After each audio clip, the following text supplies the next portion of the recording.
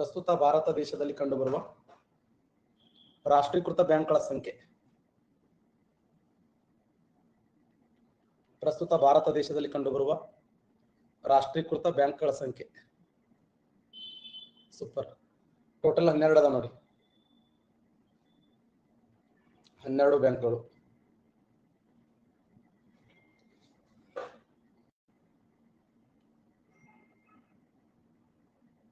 RBI, SEBI,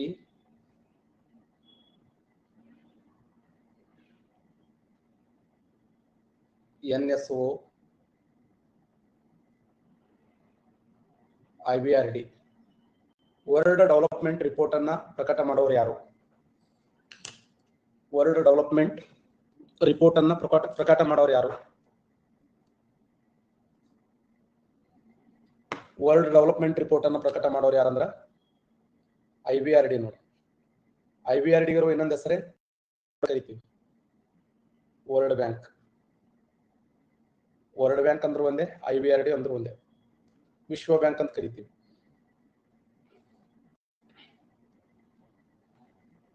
next,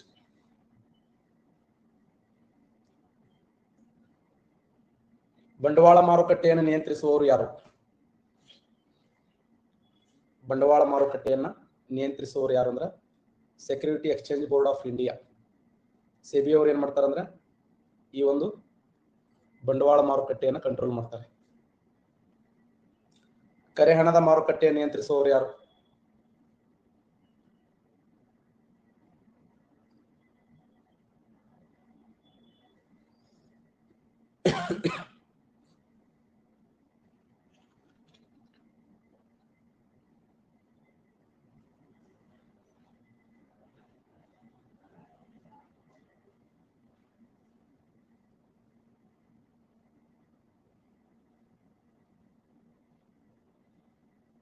ಕರೆ ಹಣದ ಮಾರುಕಟ್ಟೆಯನ್ನು ನಿಯಂತ್ರಿಸುವ ರಿಸರ್ವ್ ಬ್ಯಾಂಕ್ ಆಫ್ ಇಂಡಿಯಾ.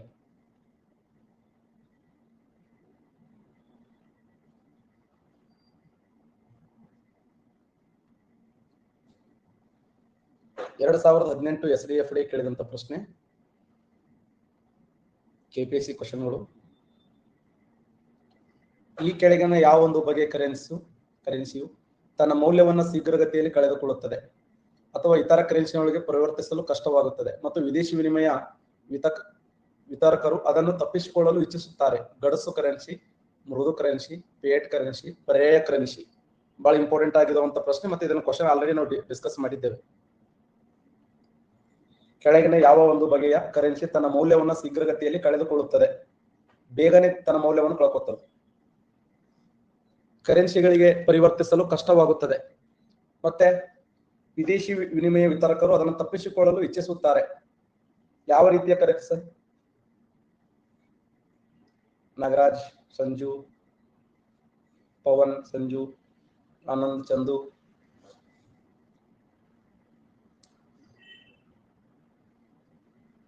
ಅಲ್ಲ, ಈಗ ಕರೆನ್ಸಿ ತನ್ನ ಮೌಲ್ಯವನ್ನು ಕಳೆದುಕೊಳ್ಳದೇ ಇದ್ರೆ ಗಡಸು ಕರೆನ್ಸಿ. ಗಡಸು ಕರೆನ್ಸಿ ತನ್ನ ಮೌಲ್ಯವನ್ನು ಬೇಗನೆ ಕಳ್ಕೊತಿತ್ತಂದ್ರೆ ಮೃದು ಕರೆನ್ಸಿ. ಮೃದು ಕರೆನ್ಸಿ ತನ್ನ ಮೌಲ್ಯವನ್ನು ಶೀಘ್ರಗತಿಯಲ್ಲಿ ಕಳೆದುಕೊಳ್ಳುತ್ತಿದೆ ಅಥವಾ ಇತರೆ ಕರೆನ್ಸಿಯೊಂದಿಗೆ ಪರಿವರ್ತಿಸಲು ಕಷ್ಟವಾಗುತ್ತದೆ ಅಂದಾಗ ಅದು ಮೃದು ಕರೆನ್ಸಿ ಆಗುತ್ತದೆ. ಮೃದು ಕರೆನ್ಸಿ. ಇದನ್ನೆಲ್ಲರೂ ಆನ್ಸರ್ ನನ್ನ ಪ್ರಕಾರ ಬಿಡಿಸ್ತಾರೆ.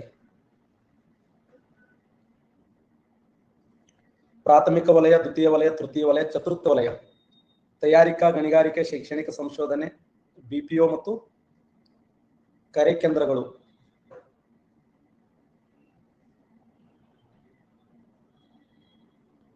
ಪ್ರಾಥಮಿಕ, ದ್ವಿತೀಯಕ, ತೃತೀಯಕ, ಚತುರ್ಥಕ. ತಯಾರಿಕೆ, ಗಣಿಗಾರಿಕೆ, ಶೈಕ್ಷಣಿಕ ಸಂಶೋಧನೆ, BPO ಮತ್ತು ಇತರೆ ಕೇಂದ್ರಗಳು.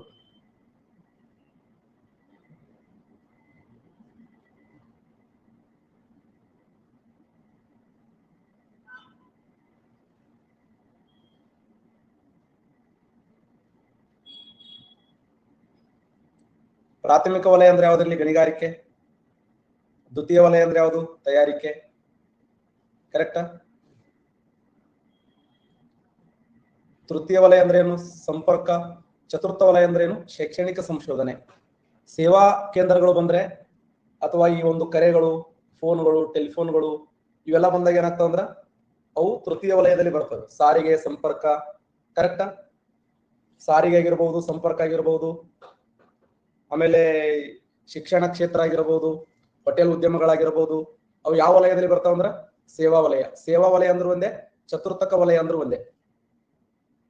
ಆಧುನಿಕ ಅರ್ಥಶಾಸ್ತ್ರಜ್ಞರು ಸುಮ್ ಕುಂದ್ರಂಗೇ ಇಲ್ಲ. ಅವ್ರು ಏನ್ ಮಾಡಿದ್ರು ಅಂದ್ರೆ ಮತ್ತೊಂದು ವಲಯವನ್ನು ಡಿವೈಡ್ ಮಾಡ್ತಾ ಬಂದ್ರು.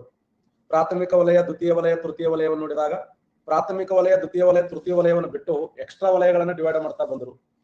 ಆ ಎಕ್ಸ್ಟ್ರಾ ವಲಯಗಳು ಯಾವಂದ್ರ ಅದೇ ಚತುರ್ಥಕ ವಲಯ ಅಂತ ಹೇಳಿ ಕರೀತಾರೆ. ಚತುರ್ಥಕ ವಲಯ ಹೇಳಿ. ಸಂಪತ್ತಿನ ವ್ಯಾಖ್ಯಾನವನ್ನು ಮಂಡಿಸಿದವರು ಯಾರು? ಸಂಪತ್ತಿನ ವ್ಯಾಖ್ಯಾನವನ್ನು ಮಂಡಿಸಿದವರು ಯಾರು? Yes, Adam Smith. ನೋಡಿ, ಸಂಪತ್ತಿನ ವ್ಯಾಖ್ಯಾನವನ್ನು ಮಂಡಿಸಿದವರು ಆಡಮ್ ಸ್ಮಿತ್. ಯೋಗಕ್ಷೇಮದ ವ್ಯಾಖ್ಯಾನವನ್ನು ಮಂಡಿಸಿದವರು ಅಲ್ಫ್ರೆಡ್ ಮಾರ್ಷಲ್. ಕೊರತೆ ವ್ಯಾಖ್ಯಾನವನ್ನು ಮಂಡಿಸಿದವರು ಲಿಯೋನಲ್ ರಾಬಿನ್ಸನ್. ಅಭಿವೃದ್ಧಿಯ ವ್ಯಾಖ್ಯಾನವನ್ನು ಮಂಡಿಸಿದವರು ಸ್ಯಾಮ್ಯುಯೆಲ್ ಸನ್. ಪ್ರಾಥಮಿಕ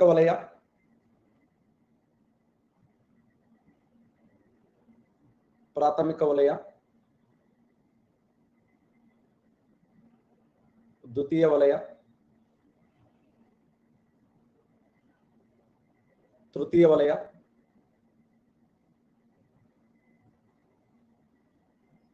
ಚತುಷ್ಟಯ ಅಂತ ಕರೀತಾರೆ ಅಥವಾ ಚತುರ್ಥಕ ವಲಯ.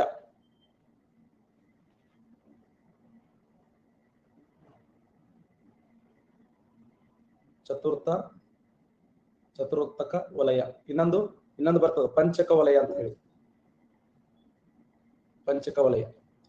ಆಧುನಿಕ ಅರ್ಥಶಾಸ್ತ್ರಜ್ಞರು ಸುಮ್ ಕುಂದ್ರಲಾರದೆ ಇವೆರಡು ಎಕ್ಸ್ಟ್ರಾ ವಲಯಗಳನ್ನು ಘೋಷಣೆ ಮಾಡ್ಯಾರ. ಪಂಚಕ ವಲಯದಲ್ಲಿ ಯಾರು ಬರ್ತಾರ? ಪಂಚಕ ವಲಯದಲ್ಲಿ ಯಾರು ಬರ್ತಾರ ಅಂದ್ರೆ ಸರ್ಕಾರಿ ಅಧಿಕಾರಿಗಳು ಬರ್ತಾರ. ಸರ್ಕಾರಿ ಅಧಿಕಾರಿಗಳು ಮತ್ತೆ ವಿಶ್ವವಿದ್ಯಾಲಯಗಳು ಬರ್ತವೆ. ವಿಶ್ವವಿದ್ಯಾಲಯಗಳು ಮತ್ತೆ ಸಮೂಹ ಮಾಧ್ಯಮಗಳು ಬರ್ತವೆ. ಸಮೂಹ ಮಾಧ್ಯಮಗಳು. ನಮ್ಮ ರಂಗಣ್ಣ ಪಬ್ಲಿಕ್ ಟಿವಿ ರಂಗಣ್ಣ ಯಾವ ವಲಯದಲ್ಲಿ ಬರ್ತಾನಂದ್ರ ಪಂಚಕ ವಲಯದಲ್ಲಿ ಜಿಗದಾಡಿ ಸೇವೆ ಮಾಡ್ತಾನ. ಸರ್ಕಾರಿ ಅಧಿಕಾರಿಗಳು, ವಿಶ್ವವಿದ್ಯಾಲಯಗಳು, ಸಮೂಹ ಮಾಧ್ಯಮಗಳು,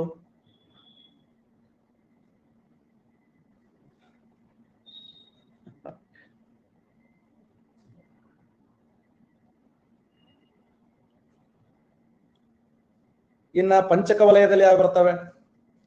ಚತುರ್ಥ ವಲಯದಲ್ಲಿ ಬೌದ್ಧಿಕ ವಲಯ, ಜ್ಞಾನಾಧಾರಿತ ವಲಯ ಅಂತ ಕರೀತಾರೆ. ಅಂದ್ರೆ ಸಂಶೋಧನೆಗಳನ್ನು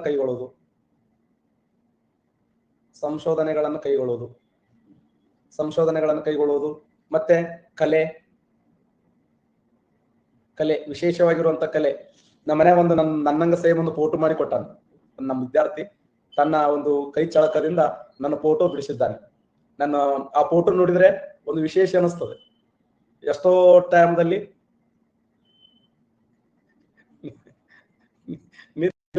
ಆ ಫೋಟೋ ನೋಡಿಬಿಟ್ರೆ ಸಾಕು, ಆಟೋಮೆಟಿಕ್ ನಿಧಿ ಬಂದ್ಬಿಡ್ತದೆ. ಕಲೆಯನ್ನ ಪ್ರದರ್ಶನ ಮಾಡಿದ್ದಾರೆ. ಕೂದಲು ಒಂದು ಕಡೆ, ಹುಬ್ಬೊಂದು ಕಡೆ, ಕಣ್ಣು ಒಂದು ಕಡೆ, ಮೂಗೊಂದು ಕಡೆ, ಈ ತರ.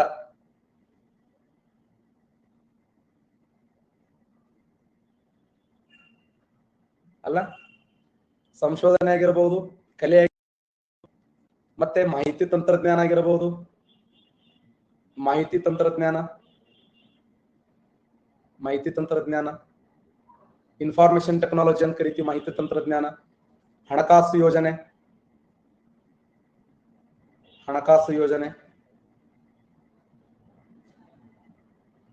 ಇವೆಲ್ಲ ಸಂಶೋಧನೆ, ಕಲೆ, ಮಾಹಿತಿ ತಂತ್ರಜ್ಞಾನ, ಹಣಕಾಸು ಸಂಶೋಧನೆ, ಸಮೂಹ ಮಾಧ್ಯಮಗಳು, ವಿಶ್ವವಿದ್ಯಾಲಯಗಳು, ಸರ್ಕಾರಿ ಅಧಿಕಾರಿಗಳು, ಇವರೆಲ್ಲ ಯಾವ ವಲಯದಲ್ಲಿ ಅಂದ್ರ ಪಂಚಕ ವಲಯದಲ್ಲಿ ಬರ್ತಾರೆ. ಇನ್ನು ತೃತೀಯ ವಲಯದಲ್ಲಿ ಯಾರು ಬರ್ತಾರೆ? ತೃತೀಯ ವಲಯದಲ್ಲಿ ಸಾರಿಗೆ,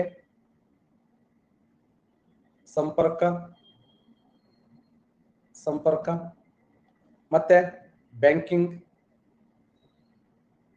ಈಗಾಗಲೇ ಡಿಸ್ಕಸ್ ಮಾಡಿದ್ದೆ ನಾನು. ವಿಮಾ, LIC. ಇನ್ನು ದ್ವಿತೀಯ ವಲಯದಲ್ಲಿ, ಮಾಧ್ಯಮಿಕ ವಲಯದಲ್ಲಿ ಯಾವ ಬರ್ತವೆ? ದ್ವಿತೀಯ ವಲಯದಲ್ಲಿ ಕೈಗಾರಿಕೆಗಳು, ಕಟ್ಟಡಗಳ ನಿರ್ಮಾಣ,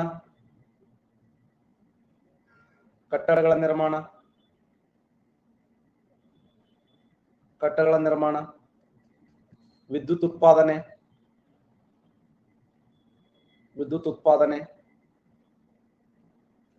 ಕೈಗಾರಿಕೆ, ಕಟ್ಟಡಗಳ ನಿರ್ಮಾಣ, ವಿದ್ಯುತ್ ಉತ್ಪಾದನೆ, ಇವೆಲ್ಲ ಯಾವ ವಲಯದಲ್ಲಿ ಬರ್ತಾವ ಅಂದ್ರೆ ದ್ವಿತೀಯ ವಲಯದಲ್ಲಿ ಬರ್ತವೆ. ಇನ್ನು ಪ್ರಾಥಮಿಕ ವಲಯದಲ್ಲಿ ಈಗಾಗಲೇ ಇವುಗಳ ಬಗ್ಗೆ ಹೇಳಿ ನಾನು. ಪ್ರಾಥಮಿಕ ವಲಯದಲ್ಲಿ ಏನಿದಾವೆ? ಕೃಷಿ, ಅಗ್ರಿಕಲ್ಚರ್,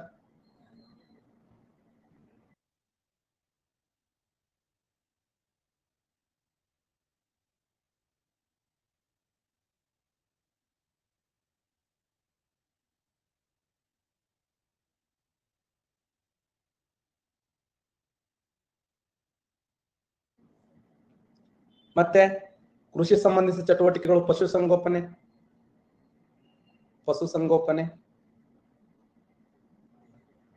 ಪಶುಸಂಗೋಪನೆ, ಮೀನುಗಾರಿಕೆ, ಗಣಿಗಾರಿಕೆ, ಅರಣ್ಯಗಾರಿಕೆ,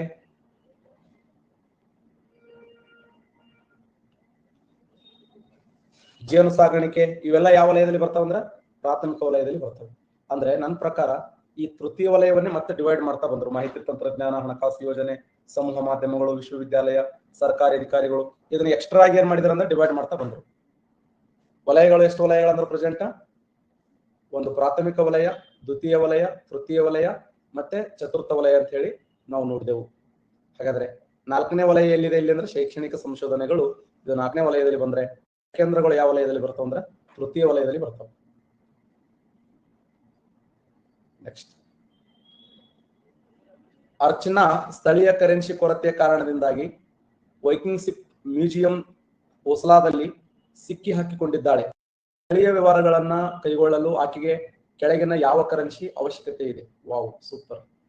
ಅರ್ಚನಾ ಸ್ಥಳೀಯ ಕರೆನ್ಸಿಯ ಕೊರತೆಯ ಕಾರಣದಿಂದಾಗಿ ವೈಕಿಂಗ್ ಶಿಪ್ ಮ್ಯೂಸಿಯಂ ಓಸ್ಲಾದಲ್ಲಿ ಸಿಕ್ಕಿ ಹಾಕಿಕೊಂಡಿದ್ದಾಳೆ. ಸ್ಥಳೀಯ ವ್ಯವಹಾರಗಳಲ್ಲಿ ಕೈಗೊಳ್ಳಲು ಆಕೆ ಕೆಳಗಿನ ಯಾವ ಕರೆನ್ಸಿ ಅವಶ್ಯಕತೆ ಇದೆ? Swiss franc, Greek drachma, Norwegian krone, Belarusian ruble. ನಾವಲ್ಲಪ್ಪ, ಎಲ್ಲರೂ ಆನ್ಸರ್ ಮಾಡ್ತೀರಿ ಅನ್ಕೋತೀನಿ ನಾನು. ಓಸ್ಲಾ ಯಾವುದರ ರಾಜಧಾನಿಯಾಗಿದೆ?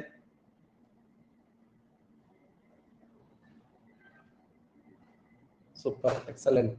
ನಾರ್ವೆ ದೇಶ ನೋಡಿ.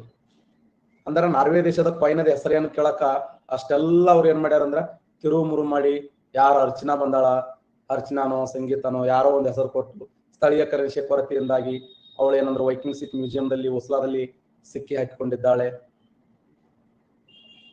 ಯಾರು ಎಕ್ಸ್ಪ್ಲೇನ್ ಅಗೇನ್ ಪ್ಲೀಸ್ ಅಂತ ಬೀರಪ್ಪ ಕನ್ನಡದ ಕೇಳೋದನ್ನ, ಎಕ್ಸ್ಪ್ಲೇನ್ ಪ್ಲೀಸ್ ಅಗೇನ್ ಅಂತ. ಸರಿಯಾದಂತ ಉತ್ತರ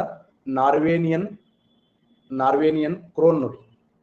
ನಾರ್ವೇನಿಯನ್ ಕ್ರೋನ್ ಇದೆಯಲ್ಲ, ಇದು ನಾರ್ವೆ ದೇಶದ ಸ್ಥಳೀಯ ನಾಣ್ಯದ ಹೆಸರು.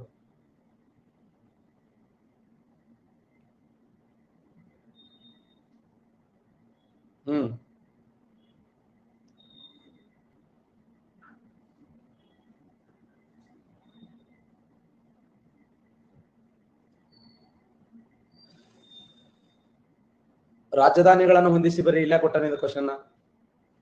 ಜಿಯೋಗ್ರಫಿಲಿ ಅದು Canada, Argentina, Cuba, Fiji, Buenos Aires, Ottawa, Suva, Havana, ಕ್ವಿಟೋ.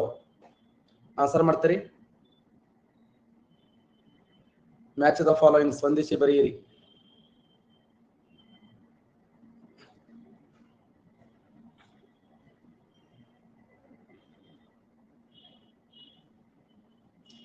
Excellent. ನೋಡಿ, ಕೆನಡಾದ ರಾಜಧಾನಿ ಯಾವ್ದಂದ್ರ ಒಟ್ಟಾವಾ, ಕರೆಕ್ಟಾ?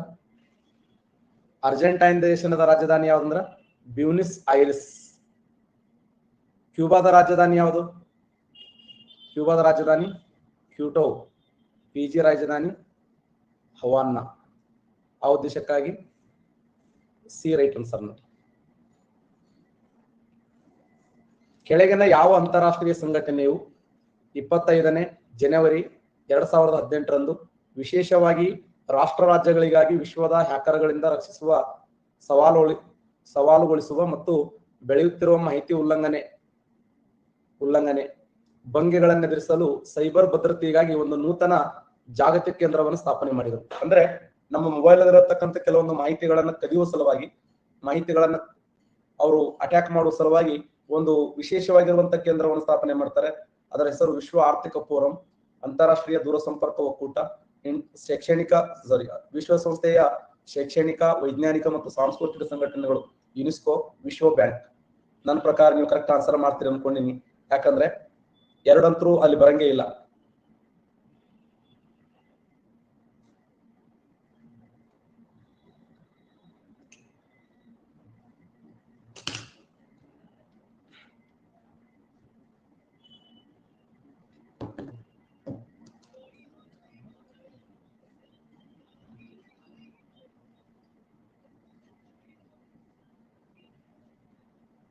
ಸರಿಯಾದಂತ ಉತ್ತರ ವಿಶ್ವ ಆರ್ಥಿಕ ಫೋರಂ ರೈಟ್ ಆನ್ಸರ್ ನೋಡಿ.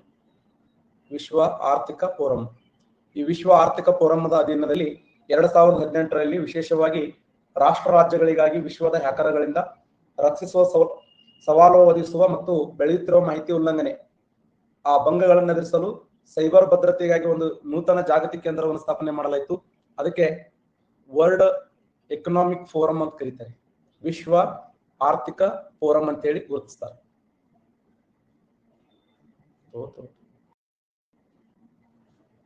Chinese, Spanish, French, Arabic, German, English, Urdu, Russian ಇವುಗಳಲ್ಲಿ ಅನುಕ್ರಮವಾಗಿರುವಂತಹ ಭಾಷೆಗಳು ಯಾವ ಅಂತ ಕೇಳಿದ್ದಾರೆ. ಸರಿಯಾದಂತ ಉತ್ತರ ಇದೆ ರೈಟ್ ಆನ್ಸರ್. ಫಸ್ಟ್ ಯಾವುದು?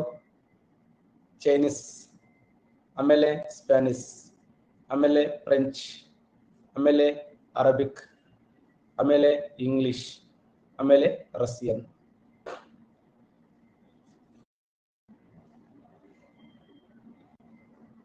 ಹಾ, ಇದು ನನ್ನ ಕ್ವಶನ್. ಭಾಷೆ ಗೀಷೆ ಕೆಳಗೆ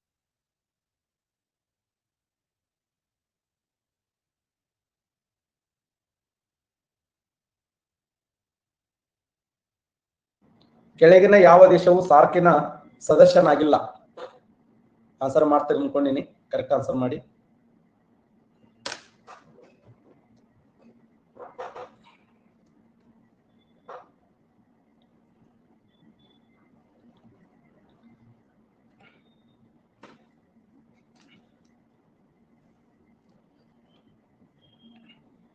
ಚೀನಾ.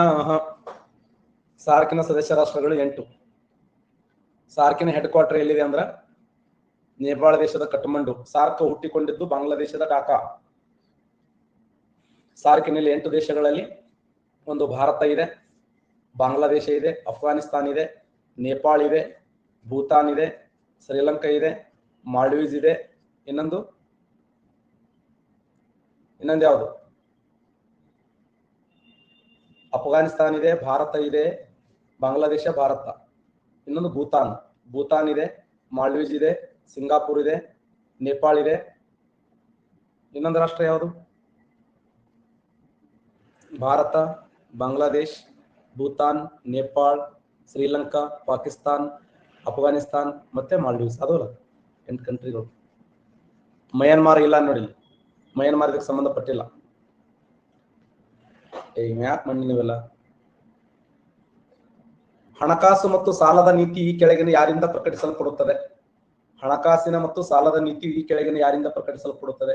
ಕೇಂದ್ರದಲ್ಲಿ ಹಣಕಾಸು ಮಂತ್ರಿಮಂಡಲದಿಂದ, ರಿಸರ್ವ್ ಬ್ಯಾಂಕ್ ಆಫ್ ಇಂಡಿಯಾದಿಂದ, ಸ್ಟೇಟ್ ಬ್ಯಾಂಕ್ ಆಫ್ ಇಂಡಿಯಾದಿಂದ, ನೀತಿ ಆಯೋಗದಿಂದ. ಹಣಕಾಸಿನ ಮತ್ತು ಸಾಲದ ನೀತಿಯು ನನ್ನ ಪ್ರಕಾರ ಕರೆಕ್ಟ್ ಆನ್ಸರ್ ಮಾಡ್ತೀರಿ ಅನ್ಕೊಂಡಿನಿ. ನೋಡೋಣ ಯಾರು ಹೇಳ್ತೀರಿ.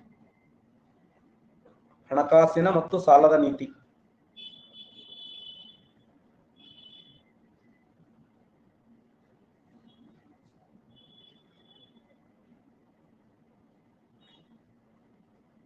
ಸೂಪರ್. ಸರಿಯಾದಂತ ಉತ್ತರ reserve bank of India right answer ನೋಡಿ.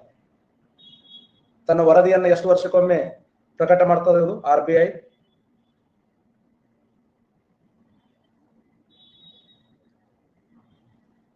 6 ತಿಂಗಳಿಗೊಮ್ಮೆ, ವರ್ಷದಲ್ಲಿ 2 ಬಾರಿನಾ?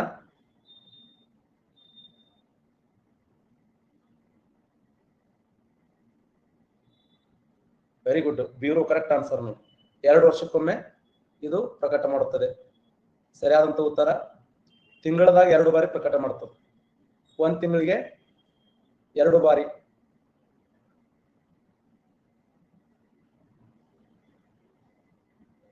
ಯಾರ 2 ವರ್ಷಕ್ಕೊಮ್ಮೆನೋ? ನೀನ್ ಏನ್ ಹೇಳಿನ? ದ್ವೈಮಾಸಿಕ ಅಂದ್ರೆ ಏನು, ಮಾಸಿಕ ಅಂದ್ರೆ ಏನು?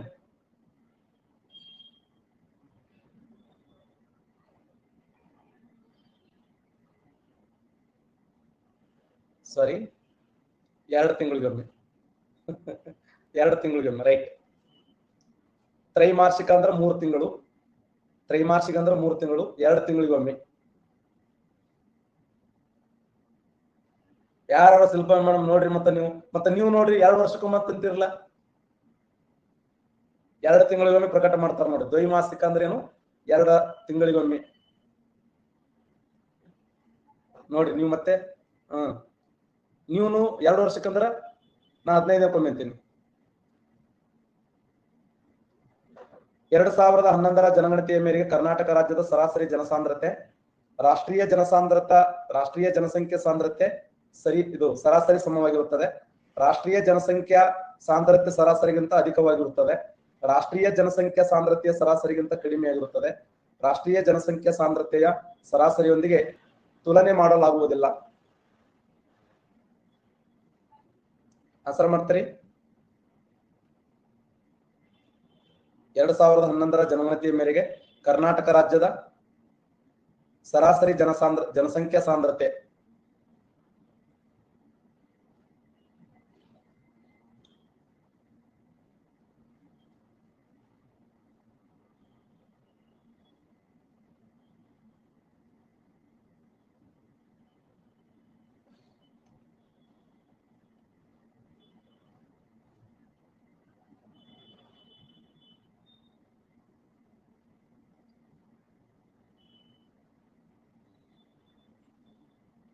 ನಮ್ಮ ರಾಜ್ಯದ ಜನಸಾಂದ್ರತೆ ಎಷ್ಟಿದೆ ಅಂದ್ರೆ 319 ಇದೆ. ದೇಶದ ಎಷ್ಟಿದೆ ಅಂದ್ರೆ 382 ಇದೆ. ಆ ಉದ್ದೇಶಕ್ಕಾಗಿ ರಾಷ್ಟ್ರೀಯ ಜನಸಂಖ್ಯಾ ಸಾಂದ್ರತೆಗಿಂತ ಕರ್ನಾಟಕದ ಜನಸಾಂದ್ರತೆ ಏನಿದೆ ಅಂದ್ರೆ ಕಡಿಮೆಯಾಗಿರುತ್ತದೆ. ಅಂದ್ರೆ ರಾಷ್ಟ್ರೀಯ ಜನಸಾಂದ್ರತೆ ಜಾಸ್ತಿ ಇರ್ತದೆ, ರಾಜ್ಯದ ಜನಸಾಂದ್ರತೆ ಕಡಿಮೆ ಇರುತ್ತದೆ. ಶ್ವೇತಕ್ರಾಂತಿಯ ಪಿತಾಮಹ ಯಾರು? ನನ್ನ ಪ್ರಕಾರ ಎಲ್ಲರೂ ಆನ್ಸರ್ ಮಾಡ್ತಾರೆ.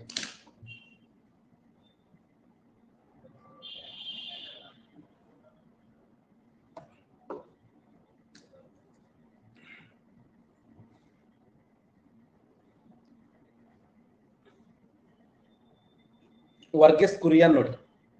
ವರ್ಗೀಸ್ ಕುರಿಯನ್. ಶ್ವೇತಕ್ರಾಂತಿಯ ಪಿತಾಮಹ ಯಾರಂದ್ರ ವರ್ಗೀಸ್ ಕುರಿಯನ್.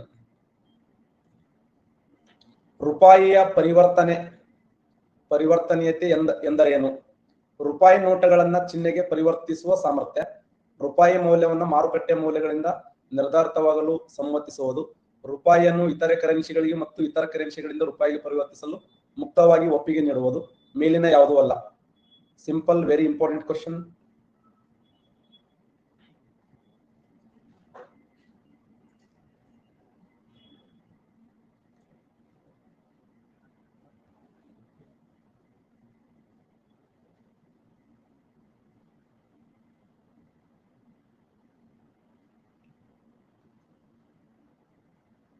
ರೈಟ್. 3 ಸರಿಯಾಗಿರುವಂತ ಉತ್ತರ ನೋಡಿ. ರೂಪಾಯಿಯನ್ನು ಇತರೆ ಕರೆನ್ಸಿಗಳಿಗೆ ಮತ್ತು ಇತರೆ ಕರೆನ್ಸಿಗಳಿಂದ ರೂಪಾಯಿಗೆ ಪರಿವರ್ತಿಸಲು ಮುಕ್ತವಾಗಿರುವಂತಹ ಒಪ್ಪಿಗೆಯನ್ನು ಏನಂತ ಕರೀತಾರೆ ಅಂದ್ರೆ ರೂಪಾಯಿಯ ಪರಿವರ್ತನೀಯತೆ ಅಂತ ಕರೀತಾರೆ. ರೂಪಾಯಿಯ ಪರಿವರ್ತನೀಯತೆ ಎಂದರೆ ಬಹಳ ಸರಿ ಇದು ಕೂಡ ರಿಪೀಟ್ ಆಗಿರುವಂತಹ ಪ್ರಶ್ನೆ. ರೂಪಾಯಿಯನ್ನು ಇತರೆ ಕರೆನ್ಸಿಗಳಿಗೆ ಮತ್ತು ಇತರೆ ಕರೆನ್ಸಿಗಳಿಂದ ರೂಪಾಯಿಗೆ ಪರಿವರ್ತಿಸಲು ಮುಕ್ತವಾಗಿ ಒಪ್ಪಿಗೆ ನೀಡುವಂತ ಒಂದು ಪದ್ಧತಿ ಏನಂತ ಕರೀತಾರೆ ಅಂದ್ರೆ ರೂಪಾಯಿಯ ಪರಿವರ್ತನೀಯತೆ ಅಂತ ಹೇಳಿ ಕರೀತಾರೆ. ಓಕೆ.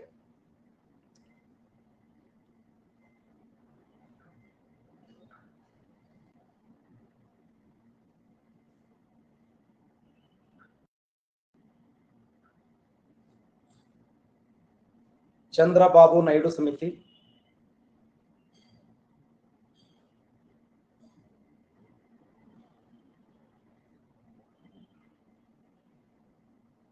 ವಿವೇಕ್ ದಿಬ್ರಾಯಿ ಸಮಿತಿ,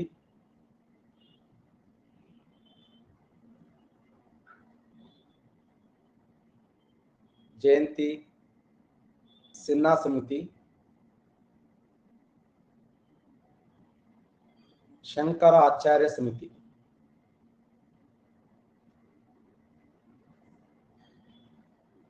ಕೇಂದ್ರ ಬಜೆಟಿನಲ್ಲಿ ರೈಲ್ವೆ ಬಜೆಟ್ ಅನ್ನು ವಿಲೀನ ಮಾಡಿದ ಸಮಿತಿ ಹೆಸರು.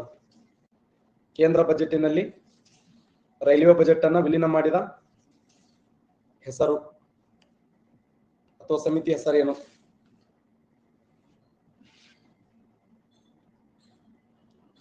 ಸೂಪರ್. ಬ್ಲಾಕ್ ಟೈಗರ್ ಅವರು, ಸಿಂಧು ಅವರು, ಮುತ್ತುರಾ ಅವರು, ಸ್ವಾಮಿ ಅವರು, ಚಂದು ಅವರು, ನರಸಪ್ಪ ಅವರು, ಆನಂದ್ ಅವರು, ರಕ್ಷಿತಾ ಅವರು, ಹೇಮಂತ್ ಅವರು. ಸರಿಯಾಗಿರುವಂತಹ ಉತ್ತರ ವಿವೇಕ್ ದಿಬ್ರಾಯಿ ಸಮಿತಿ ರೈಟ್ ಆನ್ಸರ್. ಹಾಗಾದ್ರೆ ಚಂದ್ರಬಾಬು ನಾಯ್ಡು ಸಮಿತಿ ಅದಕ್ಕೆ ಸಂಬಂಧಪಟ್ಟಿದೆ? ಯಾರು ಸರ್? ನಿಧಿ ಗಣಗಾಧರನವರು.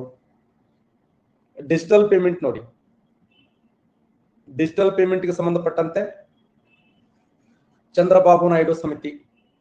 ಓಕೆ. ಜಯಂತಿ ಸಿನ್ಹಾ ಸಮಿತಿ ಅದಕ್ಕೆ ಸಂಬಂಧಪಟ್ಟಿದೆ? ಕ್ರಿಪ್ಟೋ ಕಾಯಿನ್ ನೋಡಿ, ಕ್ರಿಪ್ಟೋ ಕಾಯಿನ್. ಹಾಗಾದ್ರೆ ಜಯಂತಿ ಸಿನ್ಹಾ ಸಮಿತಿಯನ್ನು ಯಾರು ನೇಮಕ ಮಾಡಿದರು? ಜಯಂತಿ ಸಿನ್ಹಾ ಸಮಿತಿಯನ್ನು ಯಾರು ನೇಮಕ ಮಾಡಿದ್ದಾರೆ? Super Veeresh, correct. Reserve bank of India ನೇಮಕ ಮಾಡಿದ ನೋಡಿ. RBI, ರಿಸರ್ವ್ ಬ್ಯಾಂಕ್ ಆಫ್ ಇಂಡಿಯಾದವರು ಈ ಜಯಂತಿ ಸಿನ್ಹಾ ಸಮಿತಿಯ ನೇಮಕ ಮಾಡ್ತಾರೆ. ಕೇಂದ್ರ ಸರ್ಕಾರ ಭಾರತ ದೇಶದಲ್ಲಿ ಹಣಕಾಸಿನ ವರ್ಷನ ಬದಲಾವಣೆ ಮಾಡಲು ಶಂಕರಾಚಾರ್ಯ ಸಮಿತಿಯನ್ನ ನೇಮಕ ಮಾಡಲಾಯಿತು ಅಂತ ಹೇಳಿ ನಾವು ನೋಡ್ತೀವಿ. ಹಾ, ಓಕೆ. ಸಿದ್ದರಾಮ ಅವರು ತೇರಿ ಹೇಳ್ರಿ ಸರ್ ಅಂದ್ರೆ ತೇರಿ ಸ್ಟಾರ್ಟ್ ಮಾಡ್ತೀನಿ ನೋಡಿ. ಏನ್ ಸಣ್ಣಾಗಿಲ್ಲ ಏನಾಗಿಲ್ಲ, ಸುಮ್ ಕೇಳು. ನಿನ್ನ ಕಣ್ಣ ಸಣ್ಣಾಗಿ, ಅದಕ್ಕೆ ನನ್ನ ಕಣ್ಣು ಸಣ್ಣಗಾದಂಗೆ ಕಾಣ್ತಾವ. ನೀನು ನಾನು ಕಣ್ಣು ಸಣ್ಣಾಗ್ಯಾವ.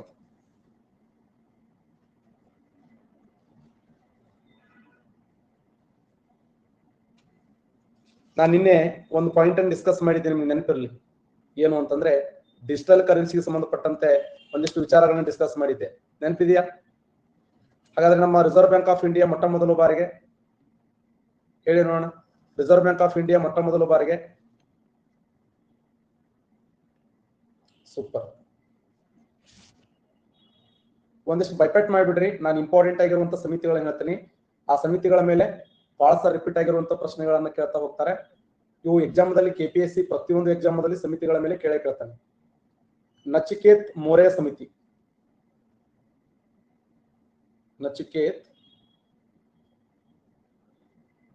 ಮೋರ್ ಸಮಿತಿ. ಈ ಬೈಪೆಟ್ ಮಾಡ್ಬೇಕು ಎಲ್ಲರೂ. ಇದು ಬಂದ್ರೆ ಇದು ಆನ್ಸರ್ ಮಾಡಿಬಿಡುದು. ನಚಿಕೇತ್ ಮೋರೆ ಸಮಿತಿ ನೇಮಕವಾದ ವರ್ಷ 2013. 2013. ಈ ನಚಿಕೇತ್ ಮೋರೆ ಸಮಿತಿ ಅದಕ್ಕೆ ಸಂಬಂಧಪಟ್ಟಿದೆ ಅಂತಂದ್ರೆ ಸಣ್ಣ ಉದ್ಯಮಗಳ ಮತ್ತು ಕಡಿಮೆ ಆದಾಯ ಕುಟುಂಬಗಳಿಗೆ ಸಮಗ್ರ ಹಣಕಾಸು ಸೇವೆಗಳನ್ನು ಒದಗಿಸುವುದು. ಸಣ್ಣ ಉದ್ಯಮಗಳು ಮತ್ತು ಕಡಿಮೆ ಆದಾಯದ ಕುಟುಂಬಗಳಿಗೆ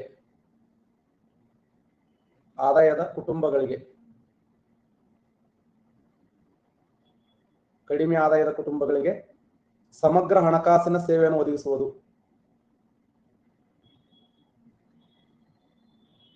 ಹಣಕಾಸಿನ ಸೇವೆಯನ್ನು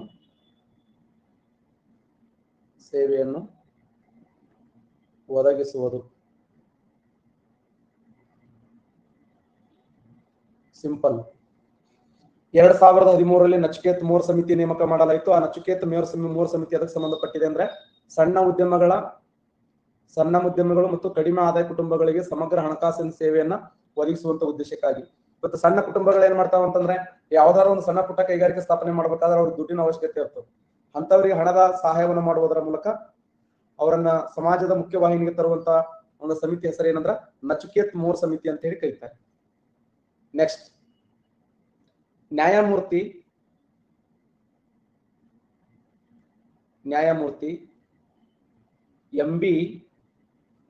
MB ಶಾಹ ಸಮಿತಿ. ನ್ಯಾಯಮೂರ್ತಿ MB ಶಾಹ ಸಮಿತಿ ಯಾರು ಹೇಳ್ತಾರೆ? ಸ್ಮಿತಾ ಮೇಡಮ್, ಎಕ್ಸಲೆಂಟ್, ಬಸವರಾಜ್ ಅವರೇ, Muthu correct, Sharanayya correct, Birappa correct.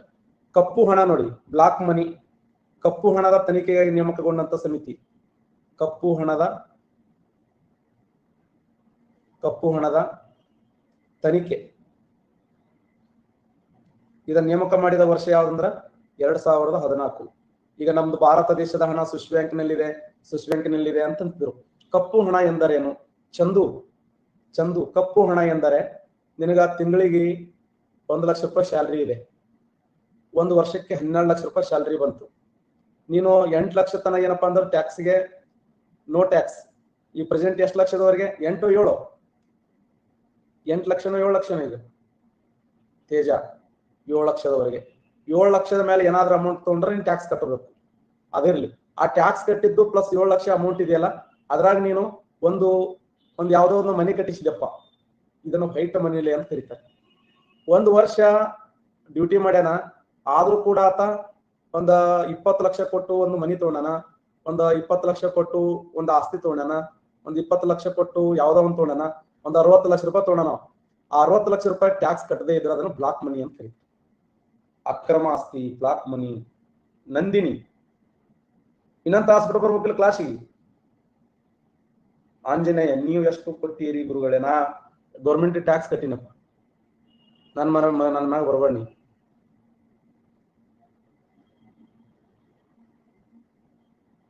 ನಾನು ಏನೇ ಸಂಪಾದನೆ ಮಾಡಿದ್ರು, ಏನೇ ತೊಂದ್ರು ನಾನು ಸರ್ಕಾರಕ್ಕೆ ನಿಖರವಾಗಿ ಪ್ರಾಮಾಣಿಕವಾಗಿ ಟ್ಯಾಕ್ಸ್ ಕಟ್ಟುತ್ತೇನೆ. ಯಾರು ಸುಳ್ಳನವ? ನಿಮ್ಮ ಮಾಯಿ. ಬಸವರಾಜ್, ನಿಮ್ ಸ್ಯಾಲ್ರಿ ಅಷ್ಟ್ರಿ ಅಂತ. ಹೆಣ್ಣು ಮಕ್ಕಳಿಗೆ ಏಜ್ ಕೇಳಬಾರ್ದು, ಗಂಡು ಮಕ್ಕಳಿಗೆ ಪೇಮೆಂಟ್ ಕೇಳಬಾರ್ದು.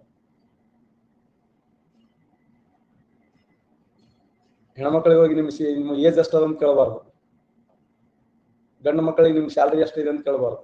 ಅನ್ನಬಾರ್ದಪ್ಪ ಹಂಗೆಲ್ಲ.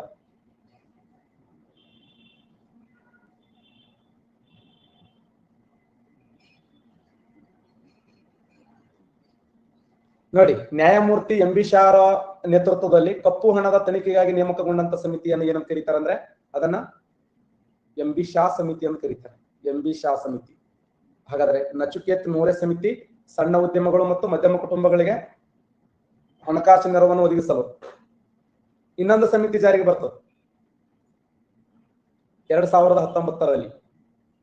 ನಂದನ್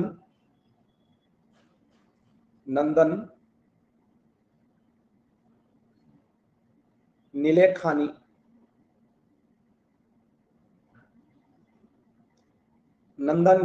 ಸಮಿತಿ 2019. ಹಾಗಾದ್ರೆ ನಂದನ್ ನಿಲೇಖಾನಿ ಸಮಿತಿ ಯಾವ ಉದ್ದೇಶ? ವೆರಿ ಗುಡ್, ಬ್ಯೂರೋ correct answer. Smita madam correct. ಯಾರ ಎಷ್ಟಂತ ಹೇಳ್ಬೇಡ್ರಿ, ಬರೀ ನಂಬರ್ ಅಂತ ಹೇಳ್ರಿ. ನಂಬರ್ ಏನೋ ಸುಮ್ ಕೇಳಲಿ ಪಾಠ. ಡಿಜಿಟಲ್ ಪಾವತಿಗಳ ಉತ್ತೇಜನ ನೋಡಿ, ಸುಮ್ಮಿಟ್ಟು ಚಾ ಪಾಣಿ ಬರ್ತದ ಅಟ್ ಕಸ್ಕೋಬೇಕನ ಏನ.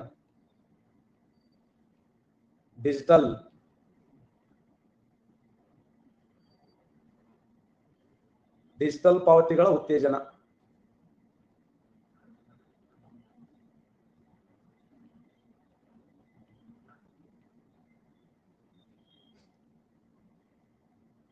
ನೋಡಿ, ನಂದನ್ ನಿಲೇಖಾನಿ ಸಮಿತಿ 2019ರಲ್ಲಿ ನೇಮಕ ಮಾಡಿದ್ದು.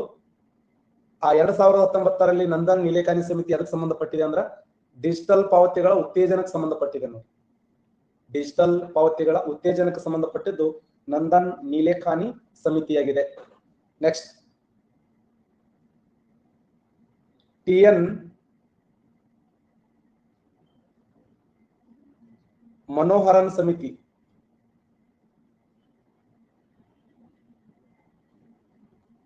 TN ಮನೋಹರನ್ ಸಮಿತಿ ಇದು 2019ರಲ್ಲಿ ನೇಮಕ ಮಾಡ್ಯಾರ. ಈ TN ಮನೋಹರನ್ ಸಮಿತಿ ಅದಕ್ಕೆ ಸಂಬಂಧಪಟ್ಟಿದೆ? ಯಾರು ಹೇಳ್ತೀರಿ?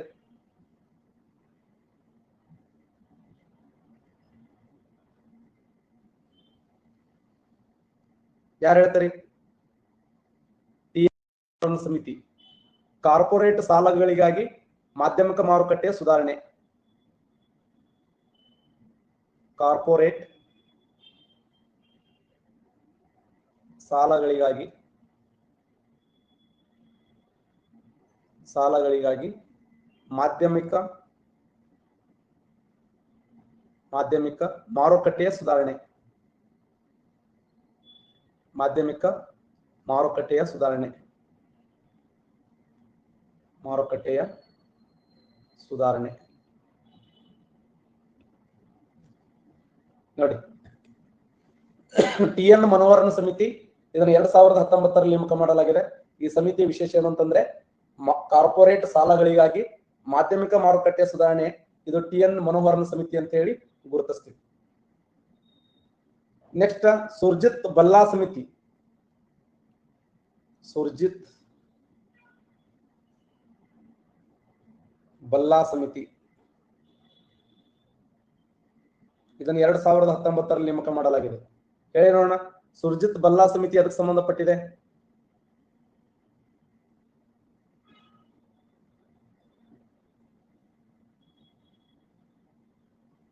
ಕಪ್ಪು ಹಣ ವಸೂಲಿ. Very good. 5 billion right. ಈ ಸುರ್ಜಿತ್ ಬಲ್ಲಾ ಸಮಿತಿ ಇವೆಲ್ಲ 2-3 ಪೇಜ್ ಅದಾವೆ. ಇವುಗಳನ್ನ ಒಂದೇ ಲೈನ್ ನಾವು ಡಿಸ್ಕಸ್ ಮಾಡಬೇಕು. ಸುರ್ಜಿತ್ ಬಲ್ಲಾ ಸಮಿತಿ ವಿಶೇಷ ಏನಂದ್ರ 500 ಬಿಲಿಯನ್, ಒಂದಲ್ಲ ಎರಡಲ್ಲ 500 ಬಿಲಿಯನ್ ಕಪ್ಪು ಹಣವನ್ನ 500 ಬಿಲಿಯನ್ ಕಪ್ಪು ಹಣವನ್ನ ವಸೂಲಿ ಮಾಡಲು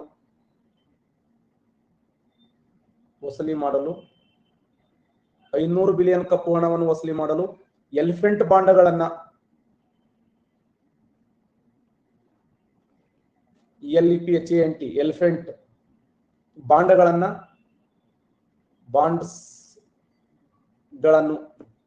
ಬಿಡುಗಡೆ ಮಾಡಲು ನೇಮಕ ಮಾಡಿದ ಉನ್ನತ ಮಟ್ಟದ ತಜ್ಞರ ಸಮಿತಿ. ಬಾಂಡ್ಗಳನ್ನು ಬಿಡುಗಡೆ ಮಾಡಲು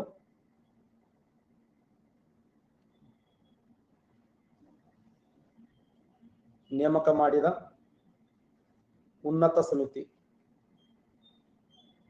ನೋಡಿ. 500 ಬಿಲಿಯನ್ ಕಪ್ಪು ಹಣವನ್ನು ವಸೂಲಿ ಮಾಡಲು ಎಲಿಫೆಂಟ್ ಬಾಂಡ್ಗಳನ್ನು ಬಿಡುಗಡೆ ಮಾಡಲು ನೇಮಕ ಮಾಡಿದ ಉನ್ನತ ಸಮಿತಿಯನ್ನ ಸುರ್ಜಿತ್ ಬಿಲ್ಲಾ ಸಮಿತಿ ಅಂತ ಕರೀತಾರೆ. ಸುರ್ಜಿತ್ ಬಿಲ್ಲಾ ಸಮಿತಿ. ಒಟ್ಟಾರೆಯಾಗಿ ಈ ಒಂದು ಕಪ್ಪು ಹಣಕ್ಕೆ ಸಂಬಂಧಪಟ್ಟಂತೆ 2 ಸಮಿತಿಗಳು ಬಂದು, ಒಂದು ಸುರ್ಜಿತ್ ಬಿಲ್ಲಾ ಸಮಿತಿ, ಇನ್ನೊಂದು ಯಾವುದು MB ಶಾ ಸಮಿತಿ. MB ಶಾ ಸಮಿತಿ.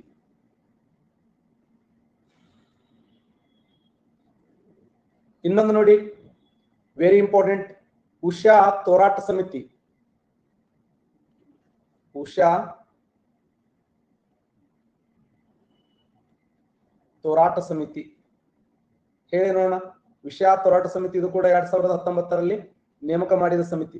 ಈ ಉಷಾ ಹೋರಾಟ ಸಮಿತಿ ಅದಕ್ಕೆ ಸಂಬಂಧಪಟ್ಟಿದೆ.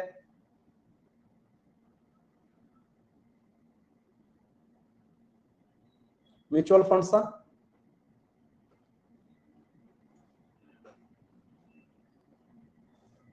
ನೋಡಿ.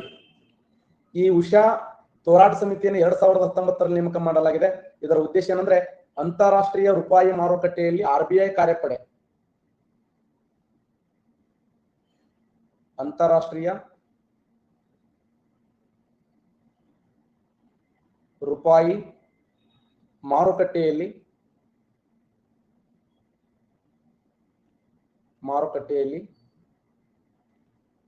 ಅಂತಾರಾಷ್ಟ್ರೀಯ ರೂಪಾಯಿ ಮಾರುಕಟ್ಟೆಯಲ್ಲಿ RBI ಕಾರ್ಯಪಡೆ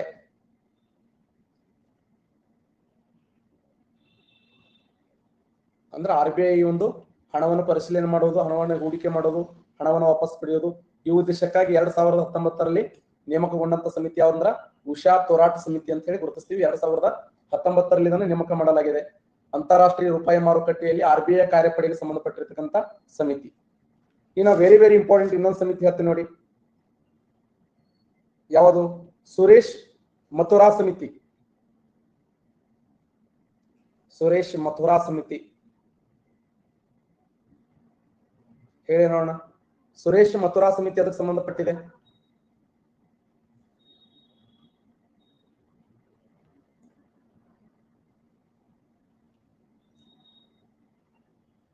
ಎಲಿಫೆಂಟ್ ಬಾಂಡ್ ಅಂದ್ರೆ ಏನು?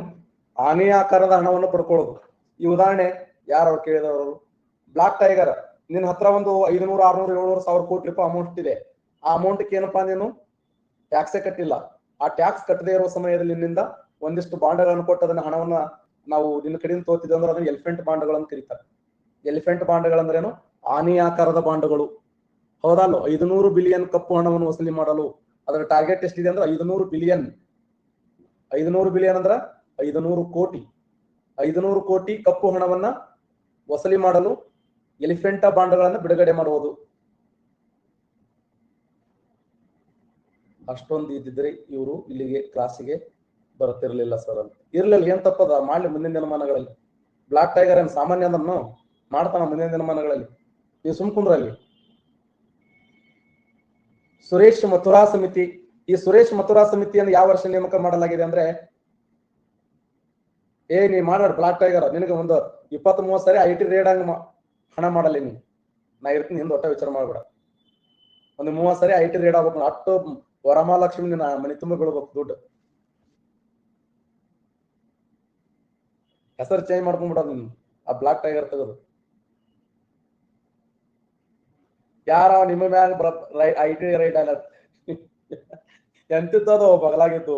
ಇವು ನಿಮ್ ಮ್ಯಾಗ ಆಲತ್ತ IT ರೇಡ್. ಸುರೇಶ್ ಮಥುರಾ ಸಮಿತಿಯನ್ನು 2018ರಲ್ಲಿ ನೇಮಕ ಮಾಡಲಾಯಿತು. ಈ ಸುರೇಶ್ ಮಥುರಾ ಸಮಿತಿಯ ಉದ್ದೇಶ ಏನು ಅಂತಂದ್ರೆ, ಇದನ್ನ ಸೂಕ್ಷ್ಮ ವಿಮೆಯ ನಿಯಂತ್ರಕ ಚೌಕಟ್ಟು ಪರಿಶೀಲನೆ. Very very important. ಸೂಕ್ಷ್ಮ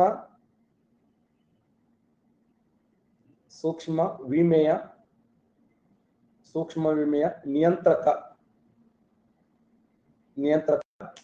ಚೌಕಟ್ಟು ಪರಿಶೀಲನೆ. ಏನು ಸೂಕ್ಷ್ಮ ವಿಮೆಯ ನಿಯಂತ್ರಕ ಚೌಕಟ್ಟ ಪರಿಶೀಲನೆಗಾಗಿ ನೇಮಕವಾಗಿರುವಂತಹ ಸಮಿತಿ ಯಾವ್ದಂದ್ರ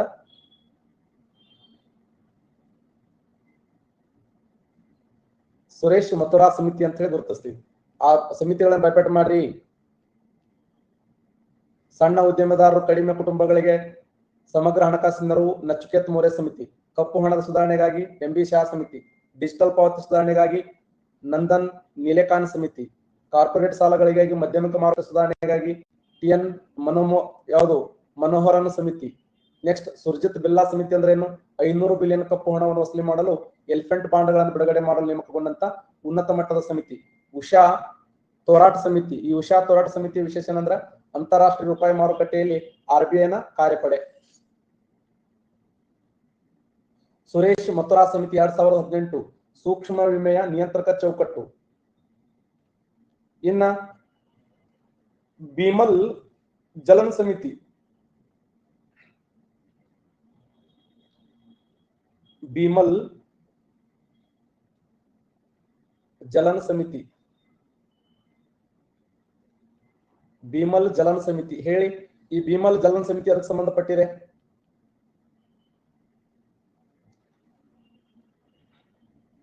super. RBI reserve bank of India. ಆ ರಿಸರ್ವ್ ಬ್ಯಾಂಕ್ ಆಫ್ ಇಂಡಿಯಾದ ಆರ್ಥಿಕ ಬಂಡವಾಳ ಚೌಕಟ್ಟು.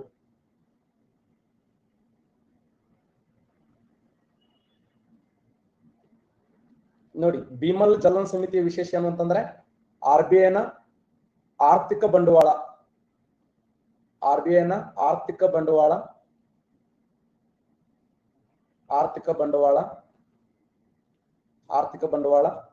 ಚೌಕಟ್ಟು.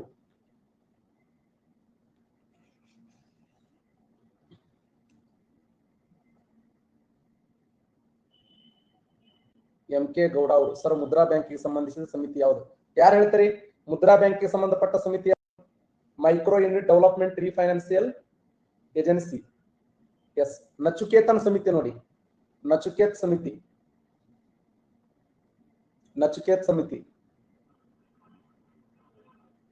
ಇತ್ತೀಚೆಗೆ ಒಂದು ಕ್ವಶನ್ ಕೇಳಿದ್ದ ಗೊತ್ತಾ? 2019ರಲ್ಲಿ ಕೇಂದ್ರ ಸರ್ಕಾರ 16ರಲ್ಲಿ ಕೇಂದ್ರ ಸರ್ಕಾರ ಆರ್ಥಿಕ ಸುಧಾರಣೆಗಾಗಿ ನೇಮಕ ಮಾಡಿಕೊಂಡಂತ ಸಮಿತಿ ಯಾವುದು? ಸುಭಾಷ್ ಸರ್, ಸ್ಪೀಡ್ ಮಾಡಕ್ ಬರಂಗಿಲ್ಲ ಪಿ. ಇವೆಲ್ಲ ಸಮಿತಿಗಳು ವೆರಿ ಇಂಪಾರ್ಟೆಂಟ್ ಅದಾವ. ಎಕ್ಸಾಮ್ ಬಹಳ ಹೆಲ್ಪ್ ಆಗ್ತವೆ. ನಾ ಬರೀಲೇಬೇಕು. ಸುಮ್ಮನೆ ಓದ್ಕೊತ್ ನಾ ಏನೋ ಹೇಳ್ಕೊತ ಹೋಗ್ಬಿಟ್ರೆ ಉಪಯೋಗಿಲ್ಲ. ಬೋರ್ಡ್ ಮೇಲೆ ಬರೀತೀನಿ, ಅದನ್ನ ಬರ್ಕೊಂಡು ನೀಟಾಗಿ. ಯಾರು ಹೇಳ್ತೀರಿ?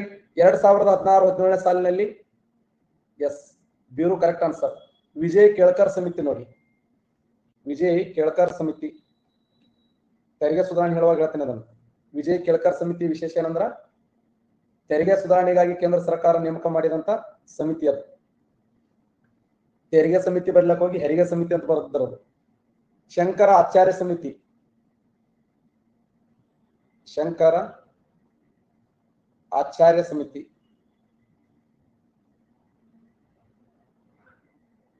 ಈ ಶಂಕರ ಆಚಾರ್ಯ ಸಮಿತಿ ಯಾವ ವರ್ಷ ನೇಮಕ ಮಾಡಲಾಗಿದೆ ಅಂದ್ರೆ 2016ರಲ್ಲಿ ನೇಮಕ ಮಾಡಲಾಗಿದೆ. ಶಂಕರ ಆಚಾರ್ಯ ಸಮಿತಿ ವಿಶೇಷ ಏನಂದ್ರೆ ಹೊಸ ಹಣಕಾಸು ವರ್ಷದ ಕಾರ್ಯಸಾಧ್ಯತೆ, ನ್ಯೂ ಎಕನಾಮಿಕ್ ಇಯರ್ ಅನ್ನ ಚೇಂಜ್ ಮಾಡೋದು. ನ್ಯೂ ಎಕನಾಮಿಕ್ ಇಯರ್ ಅನ್ನು ಚೇಂಜ್ ಮಾಡಲು, ಯಾಕಂದ್ರೆ ಜನವರಿ 1ರಿಂದ ಪ್ರಾರಂಭ ಆಗಿ ಡಿಸೆಂಬರ್ 31ಕ್ಕೆ ಎಂಡ್ ಮಾಡೋದು. ಈ ಉದ್ದೇಶಕ್ಕಾಗಿ ಕೇಂದ್ರ ಸರ್ಕಾರ ನೇಮಕ ಮಾಡಿದಂತ ಸಮಿತಿ ಯಾವ್ದಂದ್ರ ಶಂಕರ ಆಚಾರ್ಯ ಸಮಿತಿ ಅಂತ ಹೇಳಿ ಗುರುತಿಸ್ತೀವಿ. ದೀಪಕ್ ಮಹಂತ್ ಸಮಿತಿ ಅದಕ್ಕೆ ಸಂಬಂಧಪಟ್ಟಿದೆ. ದೀಪಕ್ ಮಹಂತಿ ಸಮಿತಿ ಹೇಳಿ ನೋಡೋಣ. ದೀಪಕ್ ಮಹಂತಿ ಸಮಿತಿ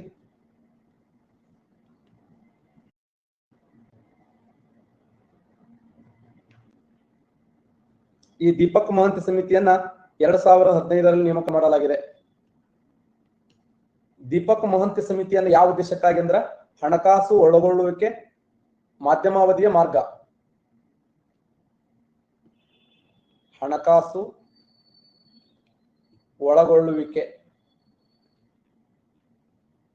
ಹಣಕಾಸು ಒಳಗೊಳ್ಳುವಿಕೆ ಮಧ್ಯಮಾವಧಿಯ ಮಾರ್ಗವನ್ನು ಏನಂತ ಕರೀತಾರೆ ಅಂದ್ರೆ ದೀಪಕ್ ಮಹಂತಿ ಸಮಿತಿ ಅಂತ ಹೇಳಿ ಗುರುತಿಸ್ತೀವಿ. ಬ್ಯಾಂಕ್ಗಳಿಗೆ ವಿವಿಧ ಕಂತು ವ್ಯವಸ್ಥೆಯನ್ನ ಅಂದ್ರೆ ರಿಸರ್ವ್ ಬ್ಯಾಂಕ್ ಆಫ್ ಇಂಡಿಯಾ ಏನ್ ಮಾಡಿರ್ತವೆ ಅಂದ್ರೆ ಬ್ಯಾಂಕ್ಗಳಿಗೆ ಸಾಲ ಕೊಟ್ಟಿರ್ತವೆ. ಆ ಸಾಲ ಕಟ್ಟಕ್ಕಾಗಲ್ಲ, ಅವಾಗ ಅವ್ರ ಕಂತುಗಳ ರೂಪದಲ್ಲಿ ಹಣವನ್ನು ತುಂಬಬೇಕು. ವಾಣಿಜ್ಯ ಬ್ಯಾಂಕ್ಗಳು ರಿಸರ್ವ್ ಬ್ಯಾಂಕ್ ಆಫ್ ಇಂಡಿಯಾಕ್ಕೆ ಅಥವಾ ಜನಸಾಮಾನ್ಯರ ಬ್ಯಾಂಕ್ಗಳಿಗೆ ವಿವಿಧ ಕಂತುಗಳ ವ್ಯವಸ್ಥೆಯಲ್ಲಿ ಹಣವನ್ನು ತುಂಬಲಕ್ಕೆ ಅವಕಾಶ ಕೊಟ್ಟ ಸಮಿತಿ ಹೆಸರೇನು? ಯಾರು ಹೇಳ್ತೀರಿ? Very good. ಹೌದೌದು ಸಿದ್ದರಾಮ್, ಎಲ್ಲ ಹೆಲ್ಪ್ ಆಗ್ತದೆ. ಎಲ್ಲಕ್ಕೆ ಸೆಂಟ್ರಲ್ ಗೌರ್ಮೆಂಟ್ ಹೇಳಕತ್ತಿದ್ನ ಎಲ್ಲ ಪಾಯಿಂಟ್ಗಳು, ಸ್ಟೇಟ್ ಗೌರ್ಮೆಂಟ್ ಎಲ್ಲ ಇವು. ಜಸ್ಟಿಸ್ ಅಥವಾ ಜಸ್ಟರ್ ಸಿಂಗ್ ಸಮಿತಿ. ಮತ್ತೆ ಇನ್ನೊಂದು ನಾನು ಬೇಸಿಕ್ ಎಕನಾಮಿಕ್ಸ್ ಹೇಳ್ತಾನೆ ಇಲ್ಲ, ನಿಮ್ಗೆ ನೆನಪಿರ್ಲಿ. ಒಂದ್ 2-3 ಚಾಪ್ಟರ್ ಅಷ್ಟೇ ಬೇಸಿಕ್ ಎಕನಾಮಿಕ್ಸ್ ಹೇಳಿದಿನ. ಪ್ರೆಸೆಂಟ್ ಎಕನಾಮಿಕ್ಸ್ ಏನು ಎಕ್ಸಾಮ್ ಬರ್ತಾವಲ್ಲ ಅವಾಗ ಡಿಸ್ಕಸ್ ಮಾಡ್ತಾ ಇದ್ದೆ ನಾನು. ಜಸ್ಟಿಸ್ ಸಿಂಗಾ ಸಮಿತಿ. ಈ ಜಸ್ಟಿಸ್ ಸಿಂಗಾ ಸಮಿತಿ ವಿಶೇಷ ಏನಂದ್ರ ಬ್ಯಾಂಕುಗಳಿಗೆ ವಿವಿಧ ಕಂತು ವ್ಯವಸ್ಥೆ, ಬ್ಯಾಂಕುಗಳಿಗೆ ವಿವಿಧ ಕಂತುಗಳ ವ್ಯವಸ್ಥೆ, ವಿವಿಧ ಕಂತುಗಳ ವ್ಯವಸ್ಥೆಯನ್ನ ಜಸ್ಟಿಸ್ ಸಿಂಗಾ ಸಮಿತಿ ಅಂತ ಹೇಳಿ ಕರೀತಾರೆ.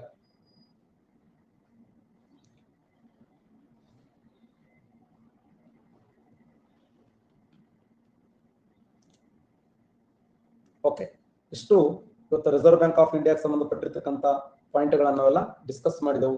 ವೆರಿ ವೆರಿ ಇಂಪಾರ್ಟೆಂಟ್ ಎಲ್ಲ ಇವು. ರಿಸರ್ವ್ ಬ್ಯಾಂಕ್ ಆಫ್ ಇಂಡಿಯಾದ ಅಥವಾ ಬ್ಯಾಂಕಿಂಗ್ ಕ್ಷೇತ್ರ ಅಥವಾ ಹಣಕಾಸು ವಲಯಕ್ಕೆ ಸಂಬಂಧಪಟ್ಟಿರ್ತಕ್ಕಂಥ ಎಲ್ಲ ಸಮಿತಿಗಳನ್ನ ನಾವು ಡಿಸ್ಕಸ್ ಮಾಡಿದೆವು. ಇವೆಲ್ಲ ಪ್ರಮುಖವಾಗಿರುವಂತಹ ಹಣಕಾಸು ಸಮಿತಿಗೆ ಸಂಬಂಧಪಟ್ಟಂತ, ಹಣಕಾಸು ವಲಯಕ್ಕೆ ಸಂಬಂಧಪಟ್ಟಂತ ಸಮಿತಿಗಳು ಯಾವ್ಯಾವು? ನಚಿಕೇತ್ ಮೌರ್ಯ ಸಮಿತಿ ಸಣ್ಣ ಉದ್ಯಮಗಳು. ಸಣ್ಣ ಉದ್ಯಮಗಳಂದ್ರೆ ಯಾವುದು? ಮುದ್ರಾ ಬ್ಯಾಂಕ್. ಮುದ್ರಾ ಅಂದ್ರೆ ಏನು? ಮೈಕ್ರೋ ಅಂದ್ರೆ ಏನು? ಸಣ್ಣ. ಮೈಕ್ರೋ ಡೆವಲಪ್ಮೆಂಟ್ ಅಂದ್ರೆ ಏನು? ಅಭಿವೃದ್ಧಿ. ಯಾವ KS ಪೇಪರ್ ತೋರಿ 2017 ನಾವು ಎಲ್ಲ ಡಿಸ್ಕಸ್ ಮಾಡಿದ್ವಿ ಮೊನ್ನೆ. ಸಣ್ಣ ಮುದ್ರಾ ಅಂದ್ರೆ ಏನು? Micro unit development refinancial agency. ಅದಕ್ಕೆ ಏನಂತ ಕರಿತೀವಿ? ಸಣ್ಣ ಉದ್ಯಮ ಅಂತಂದ್ರೆ ಏನು? ನಚಿಕೇತ್ ಮೌರ್ಯ ಸಮಿತಿ.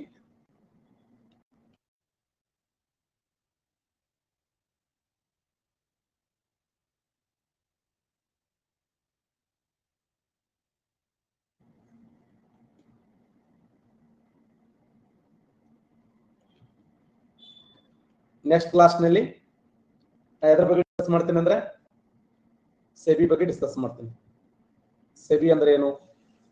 ಸೆಬಿಯಲ್ಲಿ ಕರೆಹಣದ ಮಾರುಕಟ್ಟೆ ಅಂದ್ರೆ ಏನು? ಬಂಡವಾಳ ಮಾರುಕಟ್ಟೆ ಅಂದ್ರೆ ಏನು? ಗೂಳಿ ಅಂದ್ರೆ ಏನು? ಕರಡಿ ಅಂದ್ರೆ ಏನು? ಕುಂಟು ಬಾತುಕೋಳಿ ಅಂದ್ರೆ ಏನು? ಸ್ಟ್ಯಾಗ್ ಅಂದ್ರೆ ಏನು? ಸಾರಂಗ ಅಂದ್ರೆ ಏನು? ಬಾಂಬೆ ಸ್ಟಾಕ್ ಎಕ್ಸ್ಚೇಂಜ್ ಅಂದ್ರೆ ಏನು? ಬಾಂಬೆ ಸ್ಟಾಕ್ ಎಕ್ಸ್ಚೇಂಜ್ ಅಂದ್ರೆ ಏನು? ನ್ಯಾಷನಲ್ ಸ್ಟಾಕ್ ಎಕ್ಸ್ಚೇಂಜ್ ಅಂದ್ರೆ ಏನು? ಷೇರು ಅಂದ್ರೆ ಏನು? ಇವೆಲ್ಲವುಗಳ ಬಗ್ಗೆ SEBI security exchange board of India 1988ರಲ್ಲಿ ಸ್ಥಾಪನೆ ಆದ್ರೆ 1992ರಲ್ಲಿ ಕಾನೂನುಬದ್ಧ ಸ್ಥಾಪನೆ ಆಗ್ತದೆ. ಇದರ ಕೇಂದ್ರ ಕಚೇರಿ ಯಾವ್ದಂದ್ರ ಮುಂಬೈ. ಇವತ್ತು ಇಡೀ ಭಾರತ ದೇಶದಲ್ಲಿ ಸಮಸ್ತ ಬಂಡವಾಳ ಮಾರುಕಟ್ಟೆಯನ್ನು ಕಂಟ್ರೋಲ್ ಮಾಡೋರು ಯಾರಂದ್ರ ಸೆಬಿ. ಓಕೆನಾ? ಸಾರಂಗ ಅಂದ್ರೆ ಏನು, ಕುಂಟು ಬಾತುಕೋಳಿ ಅಂದ್ರೆ ಏನು, ಯಾವ ನಿಮ್ಮ ಹತ್ರ ಇರೋದ ಒಂದೇನು. ನಿಮ್ಮ ಮಾಯಿ ಮತ್ತೆ ದಿನ ಏನ್ ಕ್ವಶನ್ ಡಿಸ್ಕಸ್ ಮಾಡ್ತೀನಿ ನೀವು. ಈಗ SDFD PCPSA ಕ್ವಶನ್ ಡಿಸ್ಕಸ್ ಮಾಡ್ತೀನಿ, ಅವ್ ಯಾವ ಕಣ್ಣಿ ಕಾಣಂಗಿಲ್ಲನು. ಬರೀ 2017 ಕ್ವಶನ್ ಪೇಪರ್ ಒಂದೇ ನಿಮ್ ಕಡೆ ಆದಂತ ನಾವು ಹಿಂಗೆ ಮಾಡಿ ಅಸೈ ಮಾಡಿ ಮಂದಿದಿರಿ ಕರ್ಕೊಂಡೋಗೆಲ್ಲ. ಖ್ಯಾತ ಪಶುವೈದ್ಯಾಧಿಕಾರಿಗಳಾಗಿರುವಂತ ಸದ್ದಾಮುಲ್ಲಾ ಅವರು ಬಿದ್ದು ಅಧ್ಯಯನ ಆಗ್ತಾ ಇದ್ದಾರೆ.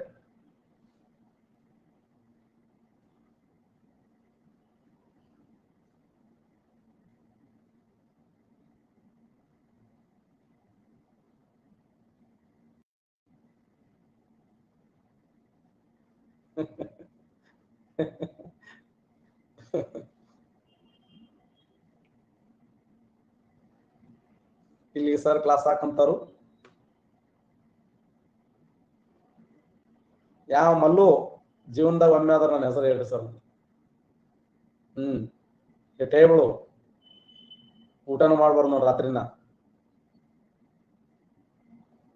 ಅಲ್ಲಲ್ಲ ಹಂಗೇನಿಲ್ಲ, ಇನ್ನು ಅಂದ್ರೆ ಹೈ ಲೆವೆಲ್ ಹೇಳಕತ್ತೀನಿ ಕ್ಲಾಸ್. ಅಂದ್ರೆ ಕೆಲವು ಆಸ್ಪಿರೆಂಟ್ ಗಳಿಗೆ ಬೇಸಿಕ್ ನಾಲೆಜ್ ಇಲ್ಲ ಅಂತ ಬೇಸಿಕ್ ಹಿಡ್ಕೊಂಡು ಹೋಗ್ತೀನಿ ನಾ. ಫಸ್ಟ್ ಬೇಸಿಕ್ ಬಿಡಂಗಿಲ್ಲ, ಫಸ್ಟ್ ಬೇಸಿಕ್ ತಗೊಂಡ ಮುಂದಿಂದೆಲ್ಲ ನಿಮ್ಗೆ ಹೇಳುವಂಥದ್ದು. ಓಕೆ, ಸ್ವಲ್ಪ ನೀರು ಕುಡಿದು ರೆಸ್ಟ್ ಮಾಡಿ ನೆಕ್ಸ್ಟ್ ಸರ್ ಕ್ಲಾಸ್ಗೆ ಅಟೆಂಡ್ ಆಗ್ರಿ. ಪರ್ಫೆಕ್ಟ್ ಆಗ್ರಿ, ಎಲ್ಲ ಸಬ್ಜೆಕ್ಟ್ಗಳನ್ನು ಕೇಳ್ಕೋರಿ. ಎಲ್ಲ ಕಲಿಬೇಕು, ಅಷ್ಟು ನಿಮ್ ಮನನ ಆಗ್ಬೇಕು. ನೆಕ್ಸ್ಟ್ ಇನ್ನೊಂದು 2-3 ದಿನ 4 ದಿನದಿಂದ ಮತ್ತೆ ನಂದು 5-15 ಸ್ಟಾರ್ಟ್ ಆಗ್ತದೆ ಕ್ಲಾಸ್.